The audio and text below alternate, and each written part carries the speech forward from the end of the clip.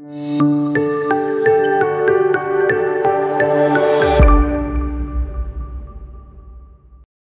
Hello నమస్తే welcome back to the channel. నేను మీ host హరిత. ఈరోజు మనతో పాటు స్టూడియోలో వెల్తి చక్రధర్ గారు ఉన్నారు, మ్యూచువల్ ఫండ్ ఎక్స్పర్ట్. ఆయనతో మాట్లాడదాం. Hello sir. హలో అండి, ఎలా ఉన్నారు? బాగున్నాను మేడం. సార్, మ్యూచువల్ ఫండ్ కంటే కూడా అధిక లాభాలు వచ్చే ఇన్వెస్ట్మెంట్స్ ఏమైనా ఉన్నాయా? యాక్చువల్గా మ్యూచువల్ ఫండ్స్ కంటే కూడా అధిక లాభాలు వచ్చేవి టూ ఉన్నాయండి ఆప్షన్స్. మనకి ఒకటి స్మాల్ కేస్ అంటాము, ఇంకోటి మనకి పిఎంఎస్ అంటాం, పోర్ట్ఫోలియో మేనేజ్మెంట్ సర్వీసెస్ అని ఒక ఆప్షన్ ఉంది. అయితే ఈ రెండు కూడా ఏంటి, మ్యూచువల్ ఫండ్స్ కంటే ఎందుకు ఎలా ఇస్తాయి మనకి అధిక లాభాలు అంటే, SEBI securitisation board of India body ఉంటుందండి. ఆ సెబీ రెగ్యులేషన్స్లోనే ఇది మనకి స్మాల్ కేస్ కానివ్వండి, మ్యూచువల్ ఫండ్స్ కానివ్వండి, మనకి ఏఎఫ్ కానివ్వండి, పిఎంఎస్ కానివ్వండి, ఇవన్నీ వర్క్ అవుతాయి. సో ఇందులో ఏంటంటే ఎస్పెషల్లీ మ్యూచువల్ ఫండ్స్కి ఏంటంటే చాలా టర్మ్స్ అండ్ కండిషన్స్ చాలా ఎక్కువ ఉంటాయి.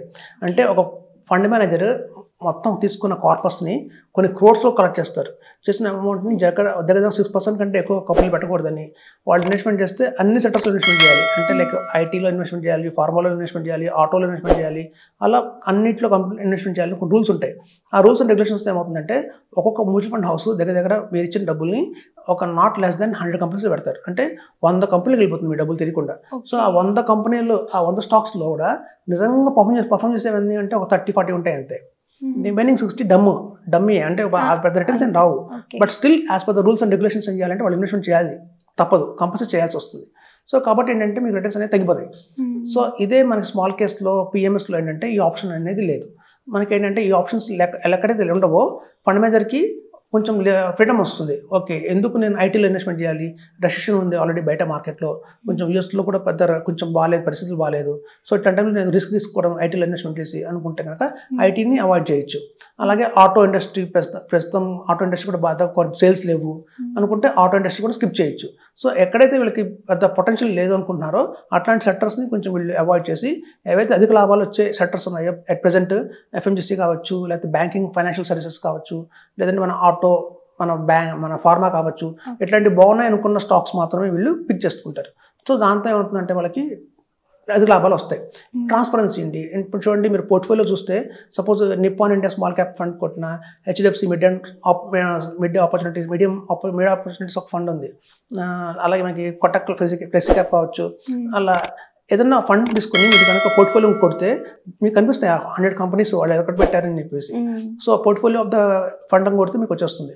సో అలాగే స్మాల్ క్యాప్లో కూడా అవే ఉంటాయి. స్మాల్ కేస్లో కూడా చూస్తే ఆ స్మాల్ కేస్ కంపెనీ కూడా ఈ పెట్టేది ఫిన్లాక్స్ క్యాబిల్స్ కావచ్చు, ఫెడరల్ బ్యాంక్ కావచ్చు, కెనరా బ్యాంక్ కావచ్చు, యాక్సిస్ బ్యాంక్ కావచ్చు, సెయింట్, అలా మిట్రీ టెక్నాలజీస్ కావచ్చు, అలా కొన్ని టెక్నాలజీస్ ఉంటాయి. సో మనకు కనిపిస్తుంది కంటికి వాళ్ళు ఎక్కడెక్కడ ఇన్వెస్ట్మెంట్ చేశారు ఏంటి అని. సో మనం కంపేర్ చేస్తారు రెండింటి పక్కన పెట్టుకొని, ఇందులో మీకు కేవలం 30-40 స్టాక్స్ ఉంటాయి అంతే. ఇందులో చూస్తే మీకు 100 స్టాక్స్ ఉంటాయి. సో కాబట్టి ఏంటంటే మనకి ఈ డిఫరెన్స్ అక్కడే తెలుస్తుంది. ఓకే, తక్కువ స్టాక్స్ కొంటున్నారు కాబట్టి, మంచి స్టాక్స్ కొంటున్నారు కాబట్టి మనకి రిటర్న్ ఎక్కువ వస్తుందని తెలిసిపోతుంది. అలాగే పిఎంఎస్లో కూడా అంతేనండి. పిఎంఎస్లో కూడా ఏంటంటే వాళ్ళు లిమిటెడ్గా ఓన్లీ 20 స్టాక్స్లో ఇన్వెస్ట్మెంట్ చేస్తారు. ఇట్లా 30, 40, 150 కంపెనీలు ఇన్వెస్ట్మెంట్ చేస్తే ఏమవుతుందంటే రిటర్న్ అనేది డైల్యూట్ అయిపోతుంది. సో పిఎంఎస్లో కూడా ఇప్పుడు చూడండి, చాలా మంది తెలియని విషయం ఏంటంటే, కొటక్ ఉందనుకోండి, కొటక్లోనే పిఎంఎస్ ఉంటుంది, కొటక్లోనే మ్యూచువల్ ఫండ్ ఉంటుంది, కొటక్ వాళ్ళ దగ్గర ఏఎఫ్ ఉంటుంది. అలాగే నిప్పాన్లో కూడా మ్యూచువల్ ఫండ్ ఉంటుంది, పిఎంఎస్ ఉంటుంది, ఏఎఫ్ ఉంటుంది. అలాగే ఐసిఐసిఐ కూడా పిఎంఎస్ ఉంటుంది, ఐసిఐసిఐ పిఎంఎస్ ఉంటుంది, ఐసిఐసిఐ మ్యూచువల్ ఫండ్ ఉంటుంది, ఐసిఐసిఐ ఏఎఫ్ ఉంటుంది.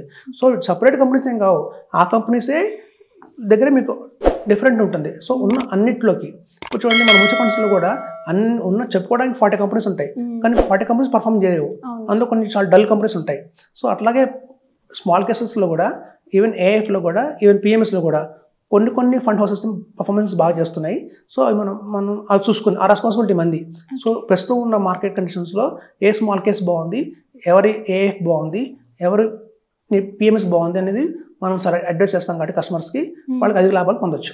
ఓకే, ఒకటండి 1 crore తెచ్చుకోవాలన్నా, ఇప్పుడు చూడండి మ్యూచువల్ ఫండ్స్లో మనకి 1 crore కావాలి అంటే కనుక అట్లీస్ట్ మనం ఒక 10 years వెయిట్ చేయాల్సి వస్తుంది.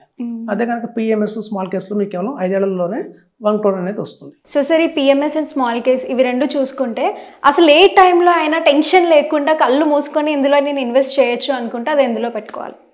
స్మాల్ కేస్ అంటే ఏంటంటే బిలో 50 lakhs. ఇప్పుడు చూడండి, ఒకటే condition, 50 lakhs and above investment చేస్తే PMS, 50 lakhs and below investment చేస్తే స్మాల్ కేస్. స్మాల్ కేస్లో మినిమం వచ్చి 2 lakhs నుంచి ఇన్వెస్ట్మెంట్ చేయొచ్చు, 2 lakhs, 3 lakhs, 5 lakhs కూడా ఇన్వెస్ట్మెంట్ చేయొచ్చు. సో అది స్మాల్ కేస్. పిఎంఎస్లో మినిమం 50 lakhs ఇన్వెస్ట్మెంట్ చేయాలి. సో మన దగ్గరకు వచ్చే ఇన్వెస్టర్ మనకి బిలో 50 lakhs ఉంటే కనుక మేము స్మాల్ క్యాప్స్ రికమెండ్ చేస్తాము. అబౌవ్ 50 lakhs ఉంటే కనుక పిఎంఎస్ రికమెండ్ చేస్తాం. సో 1 crore మినిమం ఉండాలంటే AF alternate investment fund separate ఉంటుంది. సో అట్లా వాళ్ళు పట్టిన బడ్జెట్ బట్టి మనం రికమెండేషన్ చేస్తాం. అయితే ఇక మీరు మంచి క్వశ్చన్ అడిగారు, ఎప్పుడు మనం ఇన్వెస్ట్మెంట్ చేయాలి అనేది ఏంటంటే ఇందులో మనం మార్కెట్ కండిషన్స్ చూసుకోవాలి. ఎందుకంటే ఇది ఎస్ఐపి కాదు, లంసంగా పెడుతున్నాం కాబట్టి మార్కెట్ కండిషన్స్ చూసి మేము ఇన్వెస్ట్మెంట్ చేస్తాం. ఒకటి. ఇంకోటి లంసంలో పెట్టేటప్పుడు చాలా టెన్షన్ ఉంటుంది. నార్మల్ టెన్షన్ మేము ఏం చేస్తామంటే రీసెంట్గా కూడా మొన్న ఒక క్లయింట్ మన పిఎంఎస్లో పెట్టారు 50 lakhs. సో 50 lakhs పెట్టినప్పుడు మేము ఏం చేస్తామంటే అందులో కేవలం 20 lakhs ఈక్విటీలో పెట్టి 30 lakhs మేము ఏం చేస్తామంటే లిక్విడ్ ఫండ్లో పెడతాం. లిక్విడ్ ఫండ్లో పెట్టి 5 lakhs లాగా ఒక 6 months మనం డివైడ్ చేసి మనం ఇన్వెస్ట్మెంట్ చేస్తాం ఈక్విటీలో. ఎందుకంటే మనం 50 lakhs ఒక్కసారిగా మేము ఇన్వెస్ట్మెంట్ చేయం. ఈవెన్ స్మాల్ కేసులో కూడా 5 lakhs తీసుకున్నా కూడా 5 lakhs తీసుకెళ్ళి మేము ఒక్కసారిగా మార్కెట్లో ఇన్వెస్ట్మెంట్ చేయం.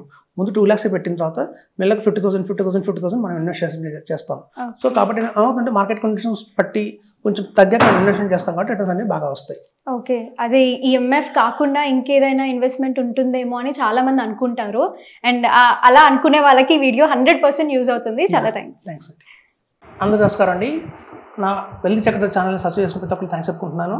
అలాగే నా వెల్ది చక్ర ఛానల్లో మనం స్టాక్స్ గురించి, మ్యూచువల్ ఫండ్స్ గురించి, రియల్ ఎస్టేట్ గురించి, హెల్త్ ఇన్సూరెన్స్ గురించి ప్రతి ఒక్కరికి ఉపయోగపడే సబ్జెక్ట్స్ మనం తీసుకొస్తున్నాం. కాబట్టి అది మీకు, మీ ఫ్రెండ్స్కి, మీ రిలేటివ్స్కి ఎంతో ఉపయోగపడుతుంది. కాబట్టి లైక్ చేయండి, సబ్స్క్రైబ్ చేయండి, షేర్ చేయండి.